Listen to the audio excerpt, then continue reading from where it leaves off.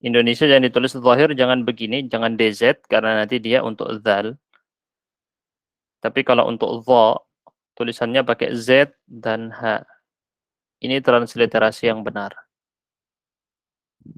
Termasuk nanti dalam pemberian nama anak ya. Kalau za, Ustaz?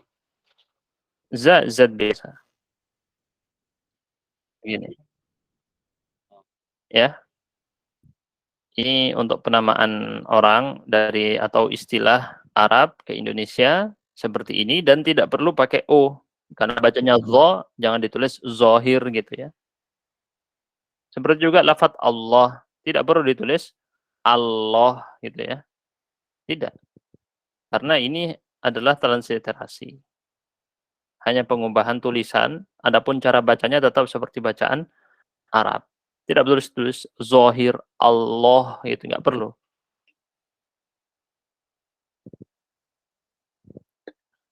Isim zahir adalah isim yang menunjukkan nama di sini.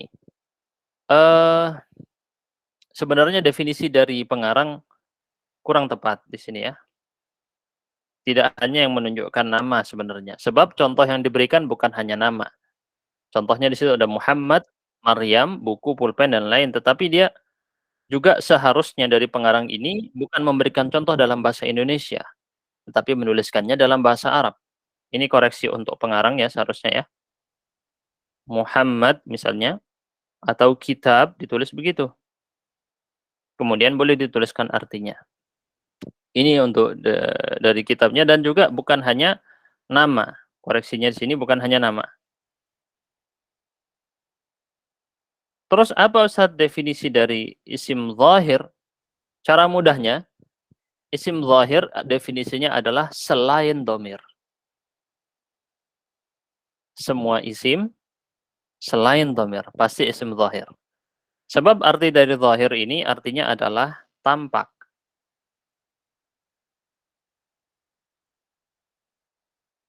Ya. Nah, lawannya adalah domir. Domir adalah yang ada di hati. Dibatinkan di dalam hati. Jadi dia seperti tidak tampak. Ya, dia tampak tapi dia tidak ketahuan siapanya. Harus dikembalikan kepada maksud hati pembicara. Jelas ya? Jadi domir itu kan isinya berkaitan dengan isi hati. Ada di hati. Domir itu ada di hati. Jadi, untuk mengetahui maksud dari domir, kembali kepada keinginan hati oleh pembicara. Ketika dia bilang dia, nah tergantung maksudnya si pembicara siapa. Ada di dalam hatinya pembicara. Lawannya adalah zahir. Zahir itu jelas langsung ditujukan, maknanya langsung terlihat di dalam teksnya. Maknanya langsung muncul dalam suara tersebut. Misal saya berkata Alkitabu, langsung jelas yang dimaksud ya Alkitab. Berbeda dengan domir kata ganti. Kalau saya bilang huwa, tidak ketahuan maksudnya huwa yang mana. Kecuali Anda mengetahui maksud hati dari pembicara. Faham bedanya ya? Jadi ini arti dari zahir dan domir. Kalau domir ini dalam isi hati, ada di hati. Sedangkan zahir tampak. Jelas ya? Kalau zahir, Anda bisa menghukumi dia dari teks tersebut atau suara. Pokoknya luar, tampak luarnya udah ketahuan maknanya. Tapi kalau domir, Anda harus mengetahui maksud hati dari pembicara. Baru Anda tahu maknanya. Makanya untuk definisi paling mudah bagi isim zahir adalah semua isim selain domir. Pasti isim zahir. Udah ya, daripada penggunaan istilah isim yang menunjukkan nama. Sebab ada yang bukan nama. Kitab, kolam bukan nama. Buku, pulpen bukan nama. Jadi definisi ini kurang tepat. Ya, dan buku bukan berarti bukunya di sini tidak ada atau bisa dibilang tanpa cacat ya, tanpa kesalahan. Kemarin sudah kita singgungkan beberapa kesalahan ya di bab yang pertama, kemarin pertemuan pertama ada beberapa kesalahan yang sebenarnya tidak terlalu salah karena dia adalah bahasa untuk pemula. Bahasanya untuk pemula sehingga disederhanakan. Adapun kalau yang barusan ini isim yang menunjukkan nama, dalam pandangan saya ini kurang tepat secara definisi. Maka yang lebih bagus adalah dia segala isim, seluruh isim selain dhamir. Adapun isim dhamir yang dimaksud adalah kata ganti. Dalam bahasa kita disebut dengan kata ganti. Tadi saya jelaskan dhamir artinya adalah apa yang ada di dalam hati, di antara maknanya ya, atau yang berkaitan dengan hati. Kemudian untuk kata ganti, di dalam bahasa apapun, ya, di dalam bahasa apapun, dia bermakna pasti 3 jenis ini. Orang pertama, orang kedua, orang ketiga. Bahasa apapun pasti ke sini. Ya, teman-teman ya. Anda mau pakai bahasa daerah manapun, pasti kata ganti ada 3 jenis ini. Nggak mungkin cuma 2, nggak mungkin ada berapa. Jadi pasti dhamir itu 3 jenis. Orang pertama, orang kedua, orang ketiga. Nah, ntar lagi kita pahami dulu dari logika kata ganti dulu. Kita pahami logikanya, baru kita masuk kepada istilah-istilah bahasa Arab. Sebelum kita lanjut, dhamir secara bahasa, ini lupa saya belum jelaskan. Kalau dhahir tadi secara bahasa artinya tampak, lawan dari tersembunyi. Kalau dhamir secara bahasa, ma tudmiruhu fi nafsik. Apa yang kamu sembunyikan di dalam jiwa kamu. Atau ya tadi, isi hati. Dhamir adalah isi hati. Apa yang kamu simpan dalam hati kamu, itu adalah dhamir. Jadi kalau Anda bilang, hum, mereka. Yang tahu maksud tersebut adalah Anda yang berbicara. Orang lain tidak tahu kecuali butuh bukti. Kalau ada bukti lain, baru dia bisa menghukumi, oh, maksud Anda adalah mereka. Mereka yang ini. Siapa mereka yang dimaksud? Butuh kepada mengetahui isi hati. Jelas ya teman-teman ya? Kita lanjutkan, dan ini antum untuk memahami zahir dan dhamir ini sangat berkaitan dengan masalah pengadilan. Ketika hakim mengadili, ya, dia lebih mudah mengadili kata-kata yang sifatnya isim zahir, sedangkan kalau isim dhamir dia harus meminta penafsiran dari yang dia hakimi. Apa yang kamu maksud dengan kata dia? Terima kasih, hakim tidak bisa menghakimi dari dirinya sendiri, maksud kamu adalah ini, tidak bisa. Dia harus mengembalikan kepada apa maksud hati dari pembicara. Ini sangat tampak jelas perbedaan antara dua jenis isim ini dalam pengadilan. Kita lanjut. Orang ke satu, ada ana dan nahnu. Ada dua ya. Ini menunjukkan orang yang berbicara.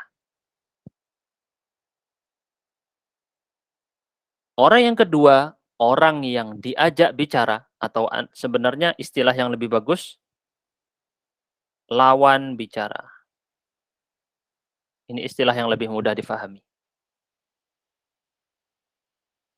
Tapi nggak apa-apa, orang yang diajak bicara sama saja ya. Contohnya kamu, dalam bahasa kita ya. Saya yang berbicara, kamu lawan bicara, orang ketiga, dia, orang yang dibicarakan. Jadi misalkan ini adalah ucapan. Saya beri gambaran, biasanya kan ucapan digambarkan seperti ini ya, kolom chat seperti ini ya. Nah, ini ucapan orang. Yang berkata yang ini. Oke, yang berkata yang ini. Maka orang pertama ini adalah saya. Lawan bicara yang ada di hadapan dia, yang mendengar pembicaraan ini, yang dia ajak bicara, maka dia adalah orang kedua. Lalu orang yang dibahas di dalam chat ini adalah orang ketiga.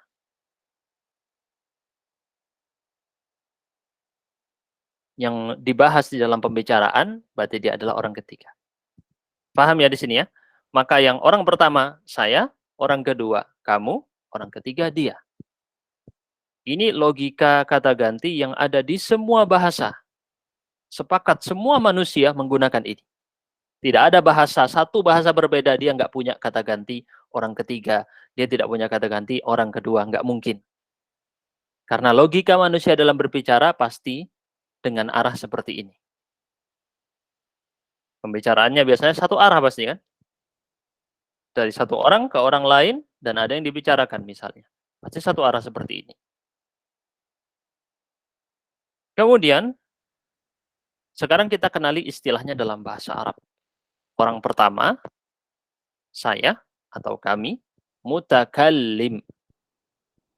Orang kedua, mukhatab. Mukhatab yang diajak bicara, yang diajak berbicara. Ya, kalau mungkin antum bisa ada menyebutnya diajak dialog, tapi mungkin dialog kurang tepat. Dialog itu dua arah. Sedangkan pembicaraan terkadang sifatnya satu arah, monolog. Jadi mukhatab pokoknya lawan bicara. Yang diajak berbicara. Walaupun terkadang dia tidak diajak berbicara. Maksudnya mukhatab itu sebenarnya, arti sebenarnya nih ya, saya kasih tahu antum untuk arti sebenarnya mukhatab itu yang diarahkan kepadanya pembicara.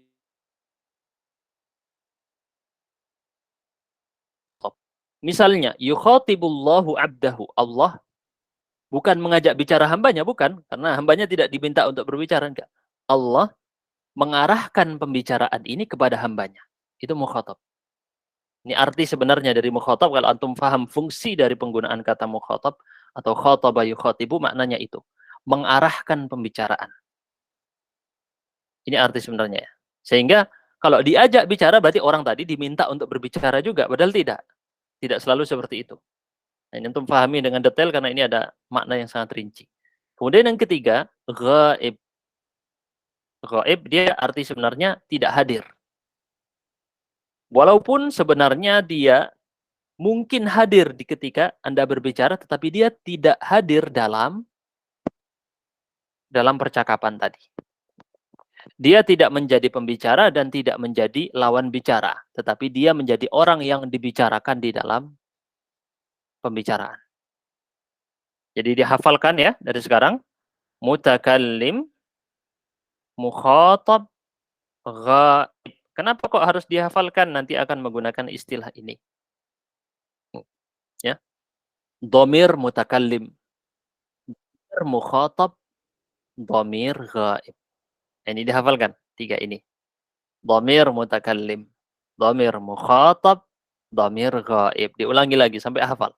Dhamir mutakallim, dhamir mukhatab, dhamir ghaib. Dikasih kata dhamir. Mudah ya insyaallah ya. Baik. Kita lanjutkan. Sebelum kita lanjutkan, ada yang masih mau bertanya tentang pembagian isim barusan? Silahkan. Nah, boleh ditanyakan. Afwan Ustadz, mau nanya, tadi dikatakan isim dhamir, isim tersembunyi. Tapi ana, nahnu, anti, anta itu kan tampak ya, karena dia sebagai misalnya mubtada gitu. Bisa dijelaskan tersembunyinya di bagian mana gitu? Tadi saya tidak bilang tersembunyi. Saya tidak bilang tersembunyi. Saya bilangnya apa? Di dalam hati. Dia tampak, tapi maksudnya ada di dalam hati. Ini yang tadi saya jelaskan ya. Saya tidak bilang tersembunyi. Saya bilangnya di dalam hati. Karena makna dhamir secara bahasa, ma tudmiruhu fi nafsik. Apa yang kamu sembunyikan di dalam dada. Bukan berarti dia tersembunyi secara lafaz, tetapi maksudnya yang tersembunyi. Ada di dalam hati. Contoh, ketika saya bilang nahnu, ya, ketika saya bilang nahnu, orang masih bertanya-tanya, siapa nahnu yang dimaksud? Betul ya? Ketika saya bilang hiya, dia perempuan, orang masih bertanya-tanya, siapa dia yang dimaksud? Jadi butuh kepada pengembalian maksudnya dari apa yang diniatkan dalam hati orang pembicara tadi. Jelas insyaallah ya? Insyaallah jelas Ustaz, jazakallah khair. Baik, barakallahu fiik. Ya, tapi memang tadi ada kata-kata tersembunyi dari ma tudmiruhu fi nafsik, apa yang kamu sembunyikan di dalam dada. Mungkin itu yang membuat sulit dipahami ya. Tapi insyaallah jelas Dhamir artinya adalah apa yang ada di dalam hati. Dhamir adalah artinya apa yang ada di dalam hati. Oleh karenanya, kalau antum misalnya sudah masuk dalam pengkajian kitab-kitab, baik kitab Arab gundul, kitab yang disebut kitab kuning ya, itu kalau Anda masuk ke dalam pembahasan kitab-kitab tersebut, terutama kitab-kitab ulama terdahulu yang hidup ratusan tahun yang lalu, kamu akan temukan yang disebut dengan pengembalian dhamir. Ya sama sih, di Al-Quran juga, di hadis juga itu sering terjadi. Cuman saya sebut kitab kuning karena lebih rumit lagi biasanya. Jadi ada yang disebut dengan pengembalian dhamir. Nah, karena belum waktunya dibahas, tidak kita bahas sekarang. Tapi saya kasih gambaran pengembalian dhamir. Jadi di dalam teks nanti akan ada muncul kata huwa misalnya ya. Nah, huwa ini menelusuri. Maksud dari pengarang ini apa? Huwa ini kembali ke kata yang ini atau kata yang ini atau kata yang ini. Ya ini sering di dalam Al-Quran juga ya. Dhamir kata ganti ini kembali kemana yang dimaksud? Sehingga kemudian bisa menimbulkan perselisihan, para ulama memutuskan hukum apa. Karena pengembalian dhamirnya berbeda. Ada yang mengembalikan dhamirnya ke sini, ada yang mengembalikan dhamirnya ke sini. Sehingga terjadi perbedaan pendapat, kemudian ada perbedaan hukum. Hanya dari masalah dhamir. Baik. Sebelum kita lanjutkan, ada yang mau bertanya lagi tentang pembagian isim? Kita akan masuk kepada pembagian dhamir. Ingat ya, harus dihafal tadi. Dhamir mutakallim, dhamir mukhatab, dhamir ghaib. Dihafalkan. Mutakallim orang pertama, ghaib orang ketiga, mukhatab orang kedua. Ini harus hafal. Karena nanti istilah ini akan sering muncul baik di ilmu nahwu atau ilmu shorof. Kita lanjut ya. Sekarang pembagian dhamir. Dhamir dibagi lagi. Karena isim zahir udah jelas ya teman-teman ya. Tidak perlu dibagi-bagi dulu di sini. Nanti memang ada pembagiannya, tapi ya tidak sekarang dibahas. Antum lebih butuh kepada pembagian dhamir. Menjadi fondasi dasar bahasa Arab. Yang Anda tidak bisa mengucapkan suatu kalimat bahasa Arab kecuali pasti ada dhamirnya, atau kembali kepada dhamir tertentu, atau ada dhamir yang bisa menggantikan kata isim yang disebut di dalam kalimat. Jadi dhamir ini mau nggak mau tidak bisa dilepas dari bahasa Arab sama sekali. Sehingga orang yang lemah dalam masalah dhamir, pasti bahasa Arabnya lemah. Saya ulangi lagi ya. Orang yang dhamirnya dia itu tidak menguasai, tidak bisa masalah dhamir, tidak paham, tidak hafal, pasti bahasa Arabnya lemah. Maka orang ketika belajar bahasa Arab, fondasi dasarnya dhamir harus hafal, bukan hanya paham. Paham dan hafal. Ingat baik-baik ya, harus paham dan harus hafal. Jadi tidak ada berkata, Ustadz saya mau belajar bahasa Arab tapi menghafal. Ini seperti dari cara berpikirnya udah salah. Harus diperbaiki. Jadi kalau antum dari sekarang ada yang punya pikiran, saya mau belajar bahasa Arab, tapi saya nggak mau ngafal, saya nggak mau ngerjakan tugas, saya nggak mau nulis, saya nggak mau baca, saya nggak mau ini, nggak mau itu, nggak mau ini, nggak mau itu. Ya. Jadi dia mau belajar atau tidak? Ini penyakit ya. Saya mohon maaf, saya singgung saja seperti ini karena saya temukan ada yang seperti itu ya. Saya mau belajar bahasa Arab, Ustaz, tapi saya nggak mau dikasih tugas, saya nggak mau menghafal, saya nggak mau ujian, saya nggak mau percakapan, saya nggak mau latihan mendengar, saya tidak mau, saya tidak mau, saya tidak mau, saya tidak mau, semua. Kebanyakan alasan, akhirnya tidak jadi belajar. Ini harus diperbaiki ya. Kita lanjut. Maaf kalau mungkin kata-kata saya agak kasar sedikit, tapi ya, yang benar harus disampaikan. Pembagian dhamir ada dua. Ada yang namanya muttasil dan ada yang namanya munfasil. Mirip ya namanya ya. Munfasil artinya terpisah. Dihafalkan lagi istilah ini. Muttasil artinya tersambung. Makanya munfasil, fasal. Fasal itu kelas atau fasal dalam bahasa kita diartikan pasal. Pasal itu untuk memisahkan satu hukum dengan hukum yang lain kan gitu ya. Untuk memisahkan pembahasan yang satu dengan pembahasan yang lain, faslun, pasal. Munfasil, muttasil lawannya tersambung. Kalau bahasa Arab Kalau Anda pakai bahasa Arab di HP, kalau mau nelpon namanya ittisal. Berkaitan dengan kata muttasil. Ittisal, nelpon. Terhubung kepada orang lain. Munfasil, terpisah. Dihafalkan ini ya. Munfasil, muttasil. Kita bahas dulu domir yang paling mudah, yaitu munfasil. Ini menjadi dasar buat domir yang lain.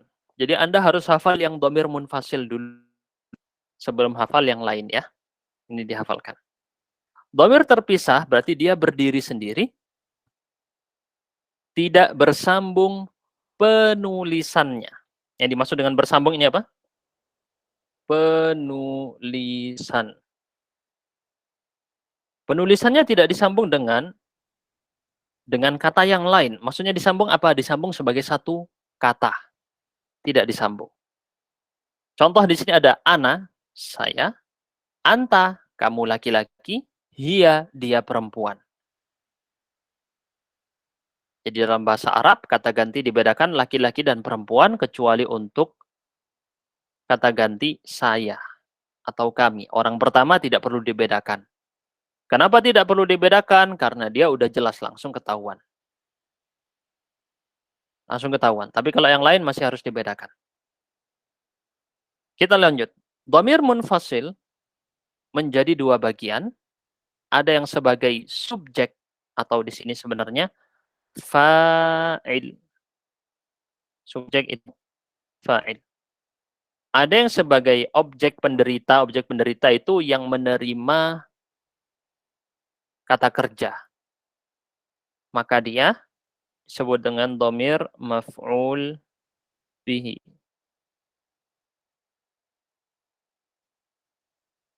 Ya. Sebenarnya ada istilah yang lain yang di dalam ilmu nahwu. Yang pertama tadi yang fa'il disebut dengan dhamir rafa'. Yang di bawah namanya dhamir nasab. Tapi kan khawatirnya ada yang belum belajar ilmu nahwu. Jadinya kita skip itu. Di sini pengarang langsung pakai istilah ini yang lebih mudah dipahami. Tapi kalau yang sudah belajar ilmu nahwu tahu yang pertama namanya dhamir rafa', yang di bawah namanya dhamir nasab. Baik, kita lanjutkan. Apa yang dimaksud dengan munfasil? Pasti masih ada yang bingung ya. Kenapa ini namanya munfasil atau terpisah? Karena dia penulisannya terpisah dari kata yang lain, tidak disambung. Contoh, huwa tabibun. Tulisannya tidak disambung, waw ketemu tok di sini disambung begini tidak, tapi ada spasi di sini. Ada jeda kosong sebelum kata yang lain. Begitu juga dengan kata yang sebelumnya, dia tidak disambung dengan kata yang lain. Ini yang dimaksud dengan munfasil. Mudah ya? Anta ustadzun, maka Anda tidak sambung kata hamzah misalnya ditulis di setelah tak begini, digabung jadi satu kata, tidak. Tapi dipisah. Anta ustadzun. Mudah ya? Insya Allah mudah. Berarti huwa dan anta adalah dhamir munfasil sebagai subjek. Di sini disebut sebagai subjek, berarti subjek bukan hanya bermakna fa'il, tetapi juga bisa bermakna mubtada. Di dalam ilmu. Karena yang diberikan contoh di sini bukan sebagai pelaku, bukan fa'il, tetapi sebagai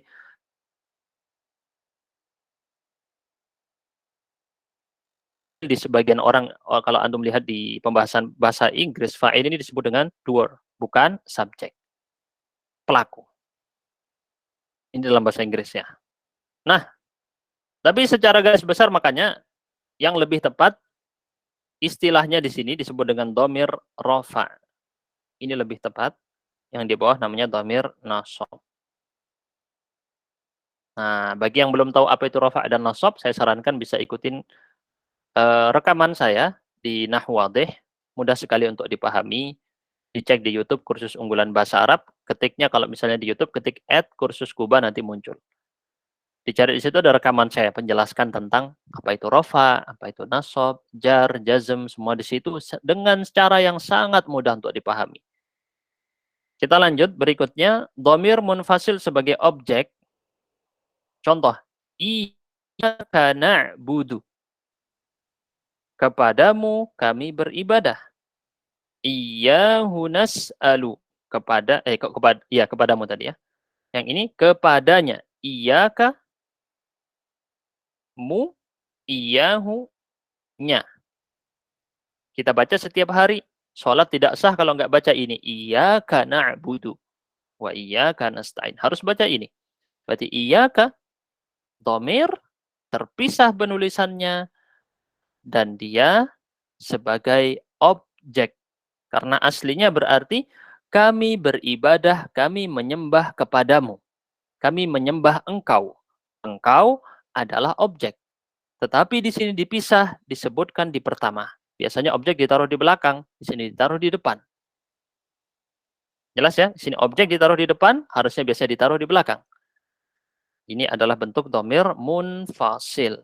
Terpisah penulisannya. Saya jelaskan dengan detail ya. Terpisah penulisannya dari kata yang lain. Tidak disambung. Lawannya adalah, tadi yang kita sebut dengan dhamir muttasil, akan kita bahas setelah ini. Sebelum kita lanjut untuk menghafal, karena kita akan menghafalkan dhamir munfasil, saya ingin cek dulu apakah antum ada yang mau bertanya, silakan. Diandra Fadil mau bertanya? Boleh? Sini mengangkat tangan. Ini angkat tangan yang tadi kayaknya ya? Bukan? Ya, ya Yang Ustaz. tadi. Yang Ya, tadi. Nah, labas. tapi mau nanya juga Ustaz, Afwan. Boleh. Silakan. Untuk iyyaka itu yang menjadi domirnya itu kan K-nya ya, tapi bersambung dengan iya. Iya itu sebagai apa, Ustaz? Nah, ntar lagi ya kita bahas ya. Bagus, pertanyaan bagus. Iyanya Ya. sebagai apa? Oke, bagus ya. Ntar lagi kita bahas insya Allah. Baik, pas waktu menghafal nih. Yang lain ada yang mau bertanya?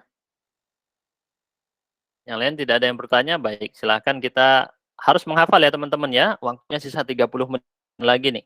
Kita pembahasan hanya satu tema, supaya tidak terpecah pikiran ya. Jadi tidak hanya bahas, pertemuan kali ini hanya pembagian isim saja. Pembagian domir saja, isim dan domir, sudah selesai. Kita langsung masuk kepada menghafal domir munfasil, yang di sini adalah domir rofa, atau di sini disebut subjek ya. Kita bahasakan sebenarnya lebih mudahnya, ini untuk versi pemula biar gampang memahami.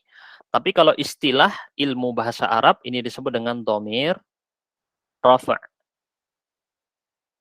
Domiru rofa. Domiru raf'in. Ya, kalau orang Indonesia bilang domir rofa gitu ya.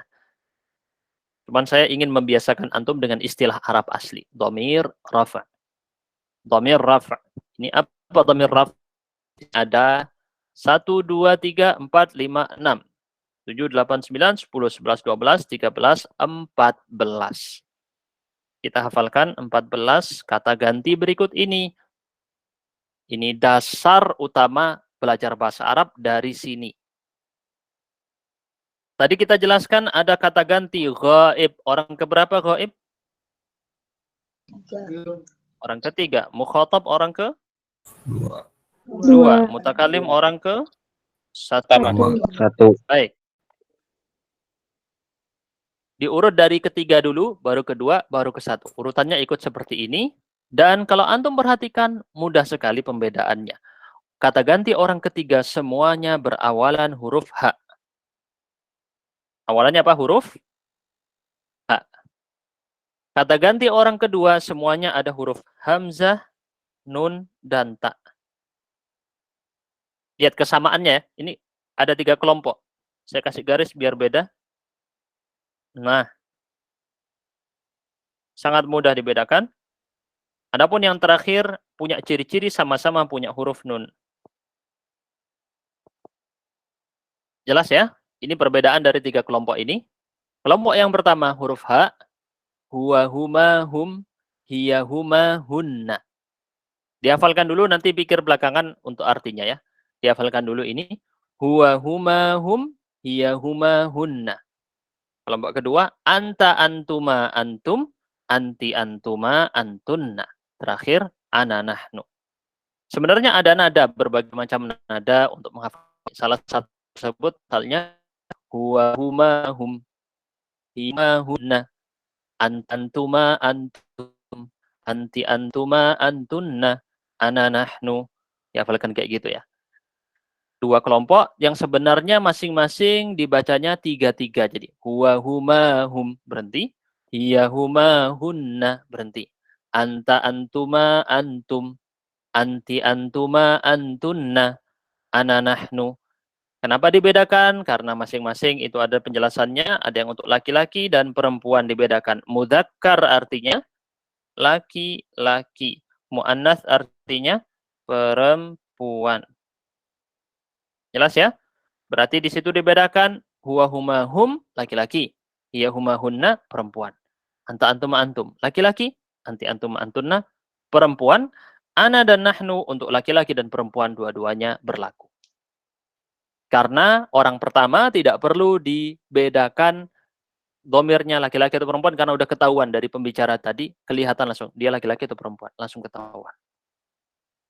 Sedangkan yang lain belum tentu ketahuan. Baik. Sekarang saya minta antum bisa menyalakan mic-nya, kemudian membaca setelah saya. Huwa huma hum. Coba baca. Huwa huma hum. Hiya huma hunna.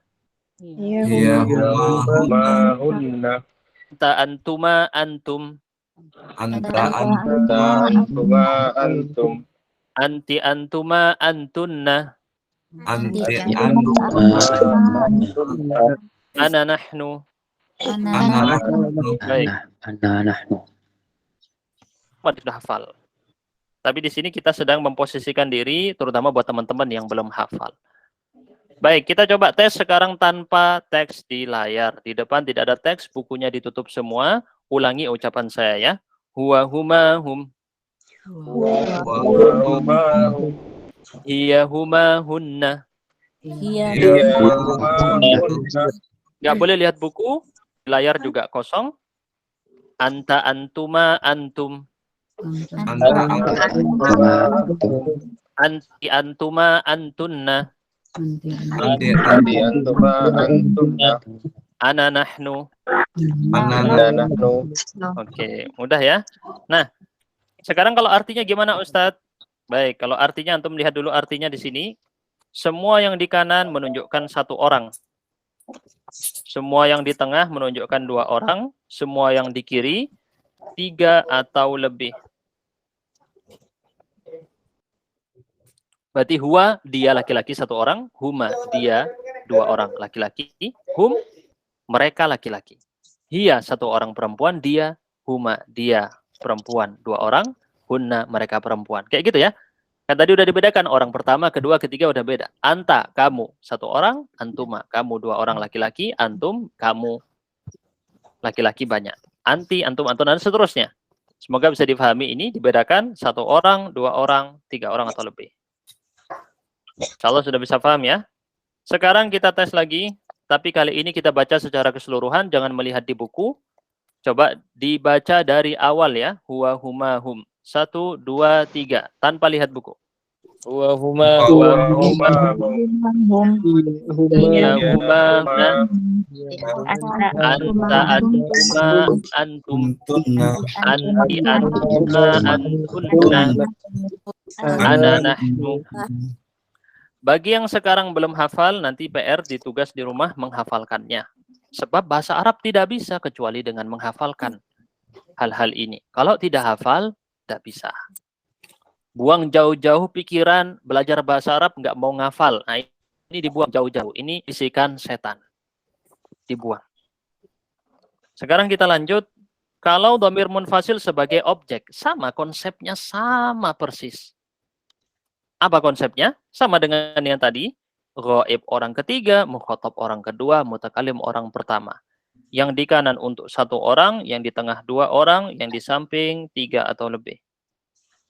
Sangat mudah.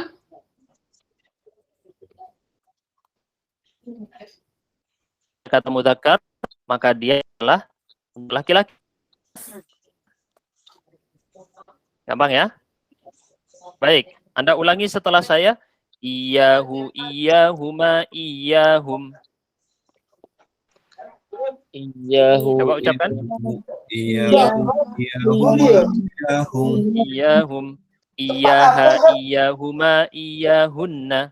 Ucapkan. Iyaha, iyahuma, iyahunna. Iyaka, iyakuma, iyakum. Iyaka, iyahuma, iyakum. Iyaki, iyakuma, iyakunna. Iyakuma, iyakunna. Iyaya, iyana. Iyaya, Baik. Boleh ditutup dulu mikrofonnya semua? Saya akan jelaskan dulu untuk menjawab pertanyaan tadi ya. Ada yang bertanya, iya ini jadi apa Ustadz? Iya tidak dipisah dengan yang setelahnya. Jadi yang domir bukan hanya hu. Yang domir ya, tadi yang bertanya Deandra Fadil, domirnya bukan hu. Domirnya adalah semuanya. Iya juga domirnya. Nyambung dengan dianya. Jelas ya, jadi satu kesatuan. Tidak dipisah. Nah, begitu juga yang lain. Iya kak itu jadi satuan. Semuanya disebut domir. Jadi domirnya bukan hanya k, tetapi iya kak semua jadi satu. Bukan kata k saja. Kemudian di sini saya kasih tunjuk warna kuning. Yang warna kuning ini menunjukkan perbedaan dengan versi tadi rofa atau subjek. Yang di sini, yang warna kuning hun ya. Jadi yang huma dan hum dan hunna, 3 hal ini yang diulang. Sisanya baru. Yang warna kuning ini baru bagi antum. Iyahu. Yang das iyahuma, iyahum, iyaha, iyahuma, iyahunna, iyaka, iyakuma, iyakum. Ini baru semuanya. Dan ini harus dihafal. Tapi saya kasih tahu cara cepat menghafalnya. Untuk yang domir ghaib. Setelah iya pasti huruf ha. Sama dengan yang tadi. Untuk domir mukhatab atau orang kedua. Setelah iya pasti kaf. Kalau enggak ka, ki. Untuk iya ya dan iyana beda ya. Yang satunya ya, satunya nun. Setelah kata iya. Sangat mudah. Baik. Satu kali lagi, tapi kali ini Anda baca saja karena waktunya udah mau. Jadi Anda nanti menghafalkannya di rumah masing-masing. Menghafalkan ini di rumah masing-masing. Tapi sekarang kita latih dulu. Anda ucapkan atau baca secara keseluruhan dengan nada tadi. Coba ya, dinyalakan mic-nya. 1, 2, 3. Iyahu, iyahu, iyahu, Dimulai. Iyaha, iyahuma, iyahunna, iyaka, iyaka, iyahuma, iyakuma, iyaki, iyakuma, iyakunna, iyakunna, iyaya, iyana. iyana. Karena kita memang hanya online, jadi perbedaan kecepatan internet membuat kita tidak mengucapkan secara bersama-sama. Tetapi yang jadi mau fokus saya adalah Anda mengucap. Sebab menghafal tidak bisa dalam hati. Bisa dalam hati, tapi efektivitasnya lebih rendah dari mengucapkan dengan suara. Kalau Anda ingin cepat menghafal, harus dengan suara agar lebih efektif.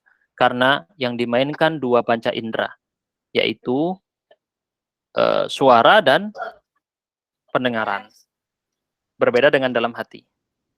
Baik, untuk arti-artinya Anda bisa lihat langsung di sini. Misal ada kata yang tidak tahu artinya, dilihat ke bawah ini. Tapi secara garis besar sudah saya jelaskan dalam bentuk tabel. 1 orang, 2 orang, 3 orang. Orang pertama, orang kedua, orang ketiga. Langsung ketahuan maknanya dari tahu fungsinya. Mengetahui fungsi lebih penting dari mengetahui arti. Karena tahu arti belum tentu tahu fungsi. Tapi kalau tahu fungsi, pasti tahu artinya. Kita lanjut sekarang dengan domir muttasil. Domir muttasil adalah domir yang tersambung. Sebagai pembahasan terakhir pada pertemuan kali ini, domir tersambung. Baik. Di sini kita lihat, domir tersambung maksudnya apa? Tersambung penulisannya. Maksudnya gimana? Disambung dengan kata yang datang sebelumnya. Dengan kalimat lain maksudnya bukan kalimat ya di sini ya. Maksud pengarang adalah kata. Sebelumnya. Jelas? Jadi pasti dia ada di belakang nih, domir muttasil.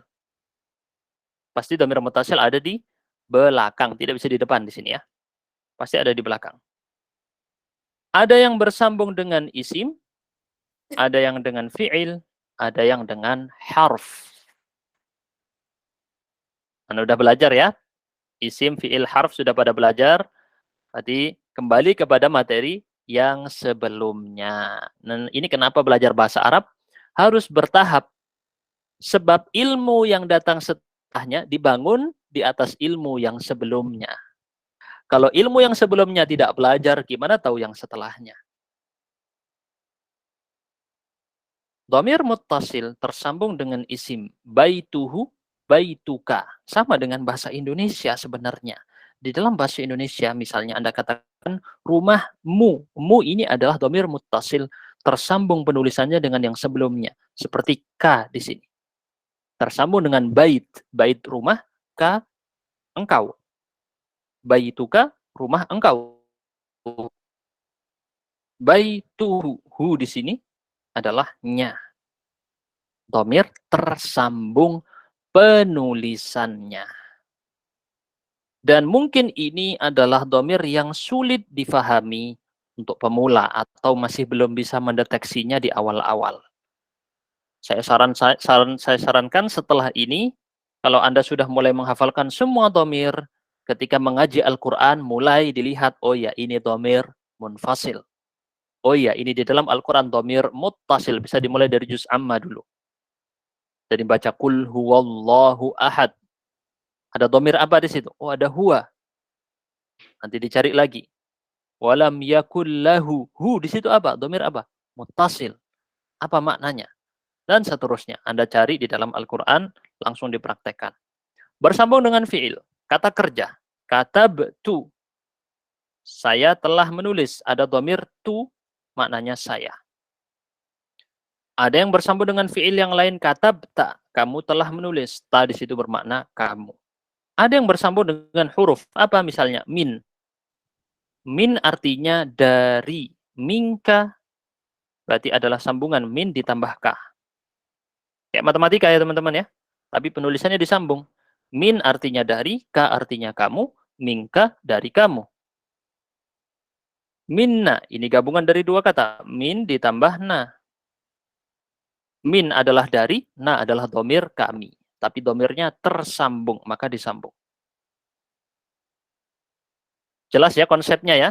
Baru kita lanjutkan dengan menghafal. Ini, sebelum kita lanjut, ada kata-kata dari pengarang, saya lupa untuk bacakan. Ciri-ciri dhamir muttasil ditempatkan di akhir.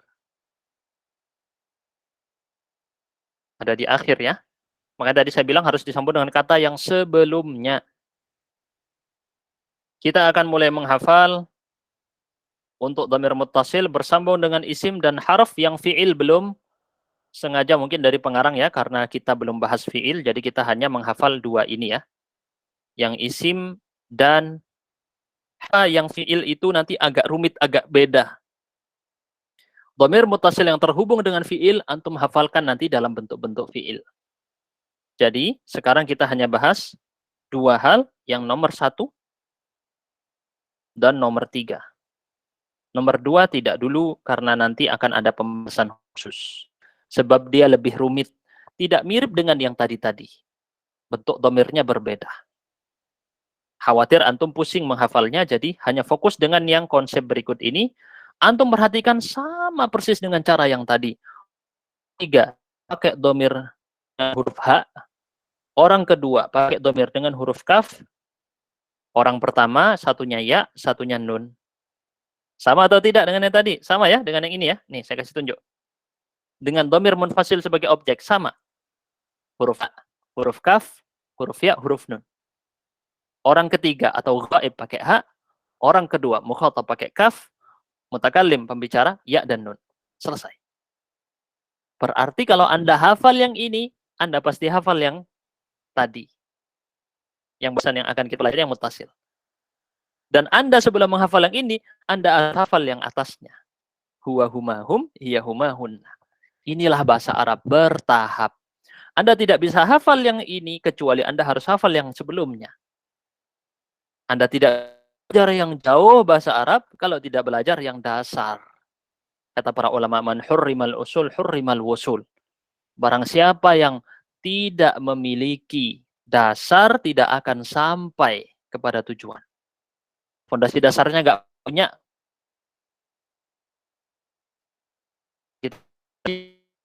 dasar. Kalau fondasinya dalam, mau bangun lantai 100 bisa. Fondasinya lemah, bangun lantai 10 aja udah goyang, hancur. Kita lanjut ya. Kelompok pertama, minhu, minhuma, minhum. Mungkin kita hafalkan yang harf dulu ya.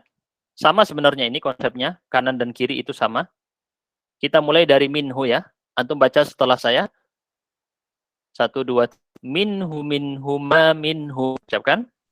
Minhu, minhuma, minhum. Minha, minhuma, minhunna.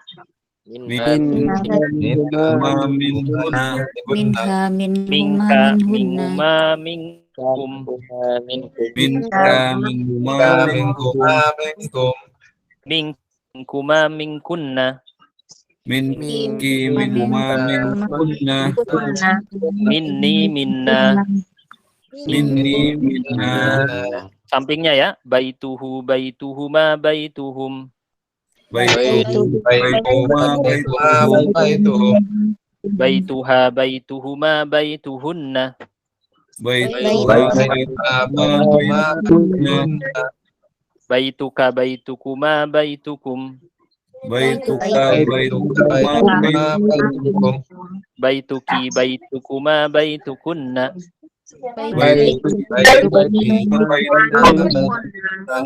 Baiti, baituna. Baik, yang mau live duluan boleh dipersilakan. Kalau ada urusan ya. Kalau pagi-pagi gini banyak urusan pasti. Nah, ini dihafalkan ya. Warna kuning tadi dhamir orang ketiga, warna biru orang kedua, warna merah orang pertama. Ini dihafalkan ya. Kita lanjut sekarang dengan latihan. Sebagai penutup ini sisa 10 menitan ya. Sebelum kita masuk latihan, ada yang mau bertanya dipersilahkan. Insya Allah mudah materinya. Terutama yang mulai dari di sini semua dari nol, ada yang sudah belajar bahasa Arab mungkin udah jauh gitu ya. Di sini saya tanya, ada yang dari nol belajarnya? Boleh klik tombol angkat tangan atau bukan dari nol deh, baru kenal ilmu shorof sekarang misalnya. Banyak ya? Sekarang? Kayaknya malu-malu ya. Tidak apa-apa. Ya. Tidak sulit ya. Insya Allah ya. Gimana yang baru mengenal ilmu shorof sekarang? Apakah sulit? Khawatir terlalu sulit materinya. Gimana? Alhamdulillah Ustaz. Mudah? Lumayan Ustaz. Lumayan gimana? Lumayan itu ada dua. Lumayan sulit, lumayan mudah. Gimana?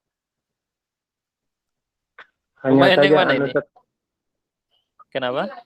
di masalah itu Ustaz, kalau misalnya kita latihan untuk domir kayak wa mahum, terus kita belajarnya langsung ke Al-Quran Ustaz. Kayak misalnya kita baca surat Al-Ikhlas, qul huwallahu, apakah di situ nantinya kita manain hunya muzakkar atau seperti apa Ustaz? Itu nanti bahaya bagaimana? Allahu kan tidak. Allahu, Ya. Allahu kan tidak. Antum hanya, misalnya antum baca Al-Quran, nanti antum hanya hukumi, jelas Iya. saja antum. Tetapi saran saya pakai Quran terjemah perkata dulu untuk pemula. Oh begitu. Karena kalau di Quran terjemah perkata ya, di bawahnya oh ya ini domir. Biar tidak salah. Iya. Tapi kalau Allahu, hunya tidak, bukan domir hunya di sini. Bukan domir karena Oh. Allahu di sini satu kata. Jadi bukan antum menemukan hu di akhir pasti domir, bukan ya. Nah, tapi dia tambahan dari kata. Misal ada satu kata, setelah itu ada domir. Abdun misalnya. Kemudian ada kata hu, abduhu, Muhammadun abduhu wa rasuluhu. Itu dhamir ya. Hambanya, yaitu hamba Allah, dan rasulnya, rasul Allah. Jelas? Baik. Jadi saya sarankan pakai Quran terjemah perkata, minimal di rumah ada satu Quran terjemah perkata. Belinya jangan yang kecil, saran saya beli yang besar. Karena seiring bertambah usia, nanti yang tulisan kecil nggak kebaca. Jadi belinya langsung sekalian yang besar biar kepake sampai seterusnya, sampai udah tua. Dan ciri-ciri Quran yang sering dibaca adalah Quran yang rusak, kertasnya coklat. Ciri-ciri Quran yang nggak pernah dibaca masih mulus, bersih, putih, pinggir-pinggir jilidnya nggak rusak. Ini Quran nggak pernah dibaca. Nah, antum antara dua itu, antum lihat Quran di rumah antum, kalau Qurannya rusak-rusak, nah itu berarti bagus orang tadi sering baca Quran. Ini Qurannya masih bagus ya. Ini Qurannya jarang dibaca. Kita lanjut. Ini saya bicara dari kenyataannya. Jadi kalau antum datang, antum silakan cek pondok tahfidz dimanapun di Indonesia. Pasti Quran yang dibaca oleh santri-santri hafal Quran, lecek, rusak, jilidnya udah rusak, kertasnya udah hitam-hitam di pinggirnya. Halamannya udah koyak-koyak gitu ya, tidak rapi lagi. Karena dia sering baca. Ciri-cirinya udah kelihatan langsung, ini orang sering baca Quran. Ya, sayangnya sekali kalau di rumah-rumah Qurannya cuma dipajang doang ya. Dipajang, ada punya Quran ini. Macam-macam, ada yang Quran merek ini, merek itu, merek ini. Ada yang dibaca. Yang dibaca yang di HP. Nah, jadi yang dia belajar. Kita lanjut. Latihan. Coba uraikan. Coba uraikan berikut ini. Yang siap untuk menjawab, klik tombol angkat tangan. Saya tanya satu persatu ini ya. Boleh berlatih ya. Coba, yang udah siap menjawab, angkat tangan. Bentar, ini saya sambil charger. Suara saya berkurang atau tidak? Mengecil atau tidak suara saya? Tidak, Agak Ustaz. putus-putus tuh. Agak putus-putus? Ya, Ustaz, jelas. Jelas ya? Oke. Soalnya kemarin-kemarin suara saya langsung hilang kalau saya ngecas ya. Nah, yang mau menjawab klik tombol angkat tangan. Di sini antum pisahkan, uraikan berarti antum pisahkan. Masing-masing ini dipisahkan. Di sini ada isim atau huruf, kemudian atau domir. Antum pisahkan. Bisa ya? Coba yang pertama. Deandra Fadil, ilaihi. Dipisahkan. Dari dua kata. Apa itu? Ila, Ila dan hu. Wah. hu. Nah, ila dan hu. Kenapa Ustaz kok nggak dibaca ilaihu? Karena sulit. Ngomongnya sulit ya. Ilaihu. Habis i terus hu. Jauh. Maka dicari paling dekat karena di sini habis ya sukun paling gampang i. Ilaihi. Oke. Terus alaihi. Fadilah. Coba Fadilah. Diuraikan. Ala, alaihi, ala dan Plus hu. ala dan hu. Betul. Ala plus hu. Untuk artinya nanti teman-teman. Yang penting antum tahu dulu membedakannya. Yang mana huruf, yang mana dia itu adalah dhamir. Anhu. Coba Siti Fatana. Dinyalakan dulu mic-nya. Siti Fatana. Nah. An dan hu. An dan hu. Gampang ya? Sama juga alaihi. Ya di situ sebenarnya bukan hu ya, di sini hi. Tetapi kan kalau dibaca sulit, alaihu sulit. Orang Arab nggak suka kalau sulit, maunya gampang-gampang. Alaihi. Lanjut rahmatullah. Rahmatullah. Waladu Waladu plus dan hu. dan hu. Berikutnya Abu Muhammad. Nah, Ustaz. Abu dan hu. Abun dan hu. Aslinya ini abu dan hu. Loh Ustaz kok ada wawu? Ini antum belajar di ilmu nahu namanya asma khamsah dikasih tambahan wawu. Ini tambahan. Ya. Rabbuhu. Laila. Rabbu ditambah hu. Gampang ya? Mudah sekali teman-teman, tidak sulit. Lalu ada perkataan dari pengarang, adapun dhamir muttasil yang bersambung dengan fi'il akan dibahas kemudian. Nanti kalau udah masuk fi'il akan bahas itu. Kita lihat catatan. Dalam menerjemahkan Al-Quran dan hadis atau yang lain-lain tidak perlu menyebut laki-laki atau perempuannya. Untuk memudahkan, dan antum temukan ini di dalam Quran terjemah biasanya tidak perlu disebut laki-laki atau perempuan. Tapi orang yang belajar bahasa Arab, dia kemudian bisa memahaminya dengan lebih detail. Karena dia tahu maksud sebenarnya. Inilah kelihatan lagi ya, bedanya orang cuma tahu terjemah dengan yang belajar bahasa Arab. Fi qulubihim, di dalam hati mereka. Walaupun di sini ditulis hanya hati, sebenarnya dia adalah jamak, kemudian tidak perlu menyebut kata laki-laki, gak usah. Dalam penerjemahan Al-Quran ataupun hadis untuk menyingkat, biar orang langsung paham maksudnya. Cepat langsung ya. Kalau dikasih kata laki-laki, dalam hati-hati mereka laki-laki, kepanjangan. Buyutihinna juga, rumah-rumah mereka perempuan. Nah, ini catatan juga yang sepertinya perlu untuk disampaikan di dalam versi yang ini ya. Jadi, untuk yang kata ganti orang ketiga, haknya di sini bisa berbunyi hu, bisa berbunyi hi, tergantung kata yang datang sebelumnya. Kecuali minha. Minha ini tetap hak. Tapi kalau hu bisa ilaihi, ilaihima, gitu ya, ilaihim, ilaihinna. Kalau yang datang sebelumnya adalah cocok dengan harokat kasroh, maka dia pakai kasroh.